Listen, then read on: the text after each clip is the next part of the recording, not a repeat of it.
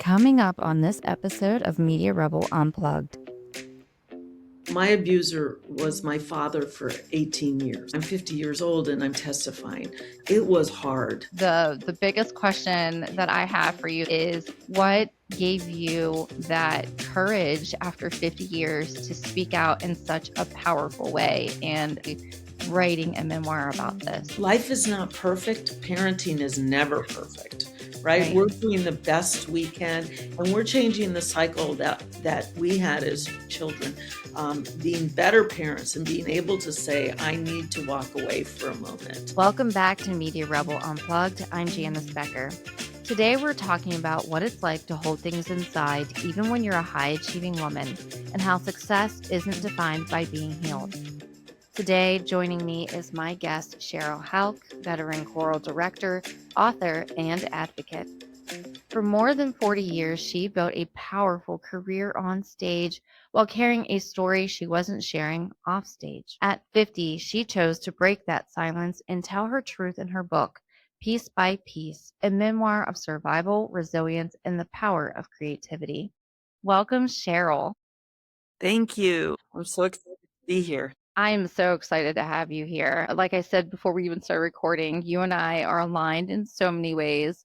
And I think the biggest question that I have for you that I would love to start with is what gave you that courage after 50 years to speak out in such a powerful way? Grew up in Hawaii, and my brother still lived there, and I lived in Michigan, and my brother is mentally ill. I talk about him being papuli in the book, and we made kind of a reward. He'd come to my house for Christmas if he was, taking his meds and doing the things he needed. So he came to my house, but he really had a hard time, and he was awarded the state of Hawaii, and they said, you need to bring him back to Hawaii. So for the first time in 25 years, I got on a plane. I took my brother back to Hawaii. I'm sitting in the state mental hospital. His team comes out and they say to me, we know your story. And I'm like, what story? We know your story about your abuse. Your brother and your father has told us this story. And we think, by the way, that you could help change the laws in Hawaii, the statute of limitations. And I'm like, whoa, okay. I haven't told anybody my story. And I went back to Michigan. They gave me a little card. And for about 4 months, some things happened. And I decided, okay, I'm going to do this. So I called the lawyer, and the lawyer said, the first thing you have to do is sue your abuser. And that was a 7-year journey. And in that journey, because it was about changing SOLs for other people and other survivors, I ended up testifying in front of committees in the state of Hawaii to change those laws. And so after that experience, I thought my community really doesn't know my story that I live, but I've got to tell the story because this is happening and people need to be accountable. So, it was little by little. That's been 10 years I'm 63, having enough courage to do that. Of course, I'm a Leo, born the year of the tiger. I mean, nobody really had a choice in the matter. I think if you look at my horoscope. Wow, that's so powerful. And I really want to just kind of break down those pieces of that because for survivors, we can feel so much shame when it comes to telling our stories. Mm. And and so what I've tried to do with my own and encourage other survivors as well is to just use your voice because it's, for one, it's healing. You're reclaiming something that was taken away from you in that traumatic event, and really you're giving permission to other survivors who feel like they need to be silent and stay within this shame or guilt or whatever it is that they're living with. And so I can only imagine for you how healing it must have been just for yourself to be able to put your own voice to your trauma and your experience. So I didn't realize it because I was a choral director for all those years. I was helping young women find their voice for years. Right. In order to really sing well. And I'm really proud. I have some alumni who are in Hollywood and on Broadway and all over, just being really successful business people and entertainers, that to do that, find that voice, I was making a safe environment. And I didn't know that I was doing that. It just came because I was a survivor. I was trying to help others. And what I've learned is that's how we help survivors now that I know that, is to give them that safe environment where they feel like, okay, someone's going to listen to me, because it's the only way that our abusers have accountability sometimes. And there has to be that accountability, or children, we know 1 in 5 right now in the United States are sexually abused. We need to have that accountability to, help the next generation of women come up and help even more voice in our communities. Yeah. It is funny how we become natural protectors when we've gone through things like that. Myself, I'm diagnosed with PTSD. And what I have found, because my brother has PTSD, we're very different, and we both have childhood trauma. So I became the protector version of it, and he became the aggressor version of it. And I've at least seen where you're either at one spectrum or the other. There's like no middle ground. I find that very interesting how you helped amplify voices of all these women and, gave them the stage to do that in such a metaphorical way. I also have PTSD. I actually wasn't diagnosed until I went to court, and the court said, let a forensic psychologist talk to you. Talked to me for 5 minutes, and he said, it's the worst case I've ever seen. In my book, I educate people about what it's like to silently live with PTSD, what a trigger looks like, and how hypervigilance is really taking a toll on my body. My sister also went through what I did, and her trauma looks totally different. So when our listeners are out there, your trauma is not going to look like yours or mine. It's going to be your own. And just acknowledging that, not as a victim, but as a survivor, I think that was a big shift for me, is to understand I was a survivor. I wasn't a victim Yes. anymore. So yeah, it does look very different on people. It does, and I love that you're very outspoken about PTSD. I think PTSD awareness is so important because the public think the only thing they really know with PTSD is when it's veteran based. And then what does that look like? And I think especially in the workplace. I agree. So I was a teacher in an educational situation. 50 years later, I know I have PTSD, and I know about first. If our listeners don't know what they are, they're federal protection for disability. So you have a silent disability. You have one people don't see, but you certainly has a disability. So I insisted on a 504 in that educational situation. And even with educators who know what they're supposed to do and to help and do it for children all the time, they really struggled doing it with an adult. But it's something I wrote a chapter about it because I am really an advocate of making sure that the workplace gives people with trauma, and we know so many people, 1 in 5, okay? People with trauma need that support, and then they can be a better community member, a better worker, more productive to our community. So I know that I've been told that someone like me, I don't know you, but someone like me has 20 years less longevity. That's the average. And most of the time it's because the people that go through what we go through, they do self-harm and they, self-medicate. So when you have that support like a 504, you have other survivors supporting you, you live to at least 63. I've already surpassed that 20 years, and you can live it, and it can be much more uh, joyful and much, well, you're not just surviving day to day anymore. Yeah. I mean, just the chronic stress alone of what it does to us. And for me, it's been 5 years now that I was diagnosed. And I probably had it before that because of all the trauma. So now what I'm trying to do is identify what are my stressors and then what can I do to limit the way that my body and my mind, especially, are perceiving stress because I'm realizing there's things that aren't a stressor, but my mind immediately will try to do the worst case scenario. So trying to adjust that, and then how can I have a little more control over my cortisol levels? Right. So our nervous system goes into survival mode. So Yes. at my age, I have 5 chronic neurological conditions that I take medication for 40 years. This is not mind, this is my body. And without support of the medical uh, medications, I would not be able to function.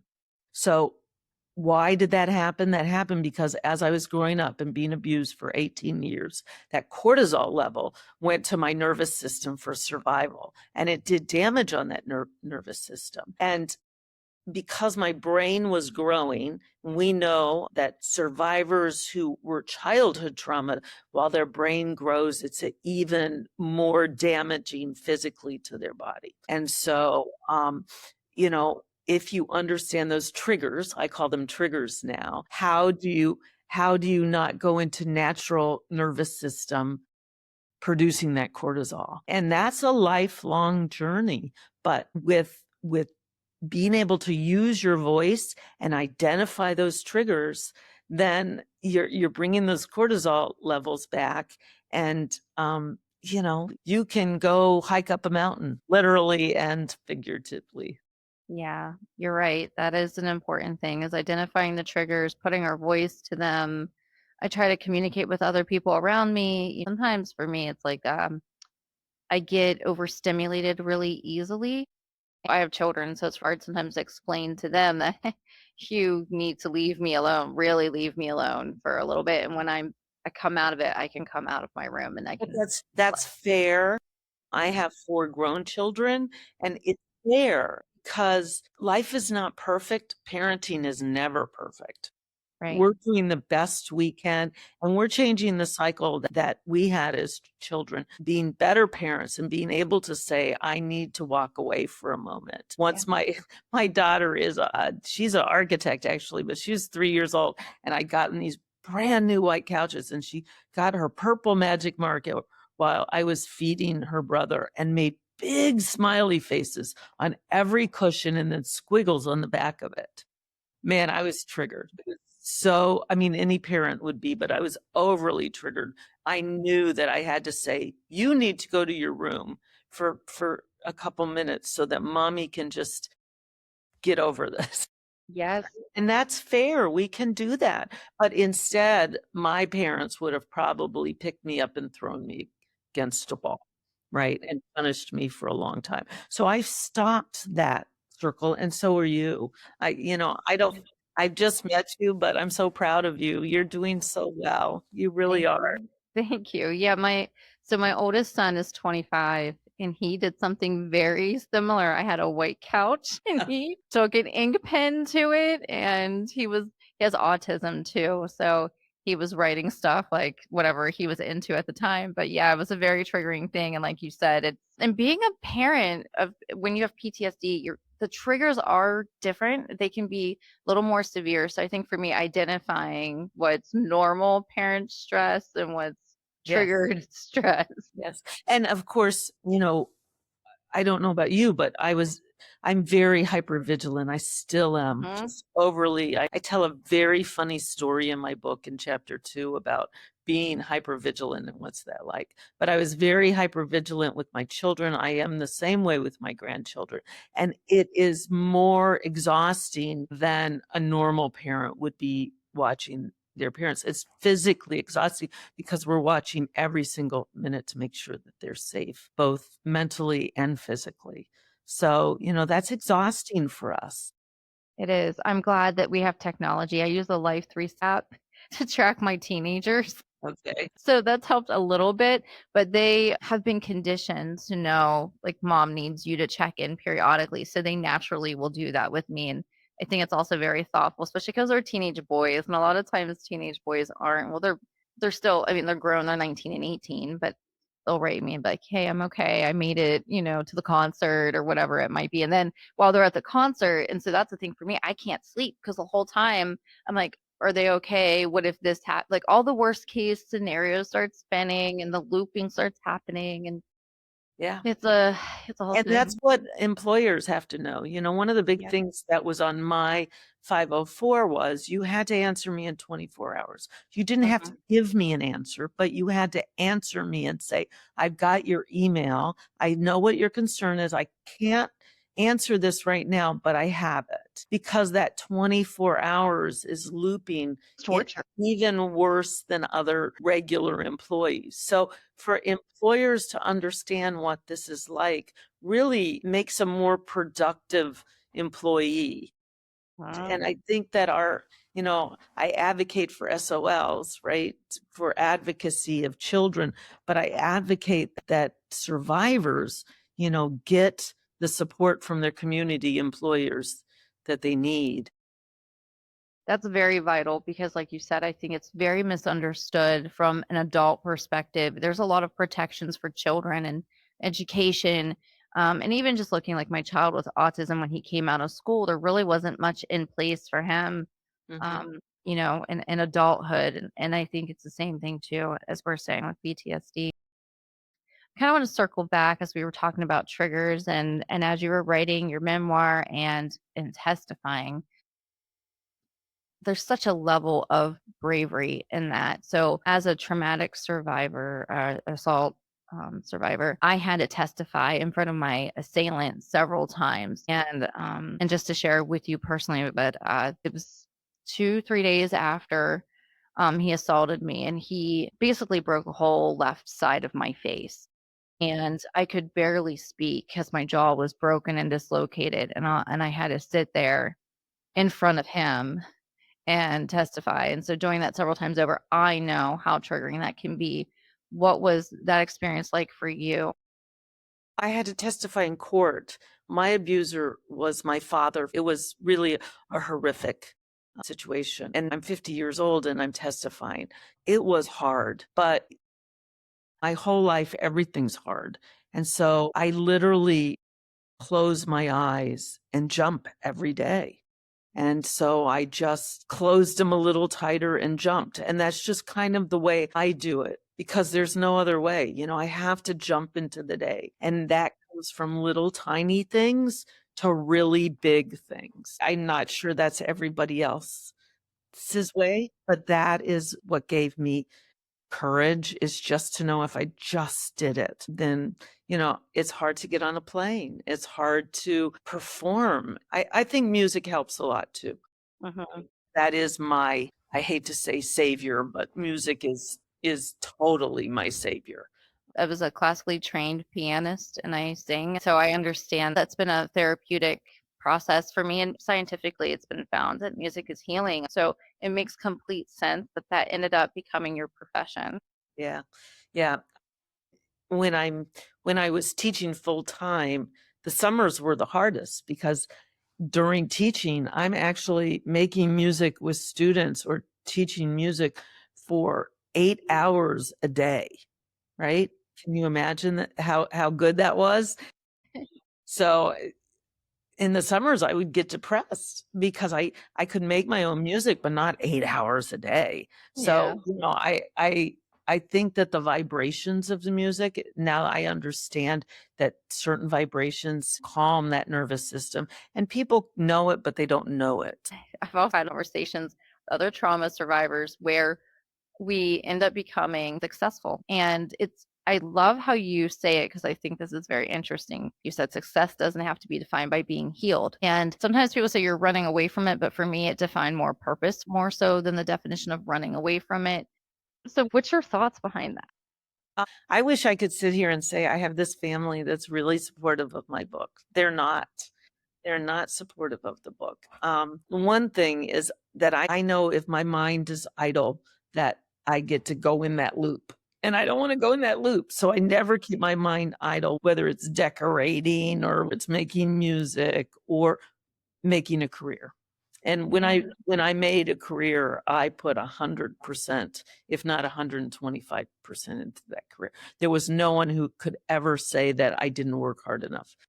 But part of that was not going into the loop, right? You stay busy, do that, and then your mind is on good things, not the loop. I think you used that term. I like it. I'm going to use it. Loop. The Um, loop. It is. It does. The Book loop. is a big thing because my book, there's a couple situations. I have a chapter called Bad Behavior. And one of my triggers is not kids' bad behavior, but it's adults behaving bad that are causing children or other people with disabilities really a difficult time in living. And so I, it's been again closing my eyes and jumping because not everybody's going to be happy about hearing things like that. So again, kudos to you for getting on the stage and being a speaker. And that just takes a lot of bravery. It takes a lot of just saying, I'm going to change the world and not let other survivors just be alone in their pain. Yeah, same to you. I've had people in the community I live say, I had one woman call a friend of mine and say, you need to tell her we don't talk about those things. Mhm.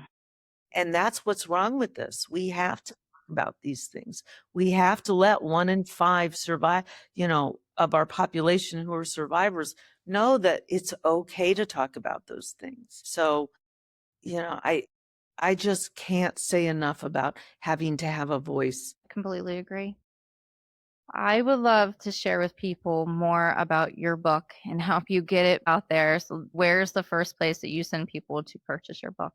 Yes, so they can go to Amazon, but it'd be easier if they went to SherylHauk.com. It's spelled SherylHauk.com, and they'll find several resources on where they can find the book, purchase the book. They'll also find resources if they're a survivor in the book and on the webpage of where they might call or where they might go if they need support all over the world. And there's also places for those people who support survivors and live with them and want to donate money or donate time or just better understand how this affects our community. So that is again on SherylHauk.com. And I invite everyone to go there. I'd love them to read the book and laugh and feel tender at moments. It's not graphic. There's no graphic part, and there's a lot of light. I wrote it in 4 measures. Get it? 4 I musical do. measures. I love it. So, yeah. So, I to your listeners, you're not alone, and we are here. And you don't have to be like her or me, Janice or me. You can just tell a friend, and that's even enough for you. So, when it's your time, we're here to listen. That's great advice to give everybody and to know that it's okay to speak about it. I really admire you. I have so much respect for you and your bravery and the work that you're doing and continuing to do. And I hope that I can continue to be a resource for you. Thank you so much. And I am inspired by you. So thank you for inviting me. Thank you so much. Thank you to everybody listening today. If this resonated with you or would help somebody that you know, please share it with them, and we'll see you next time.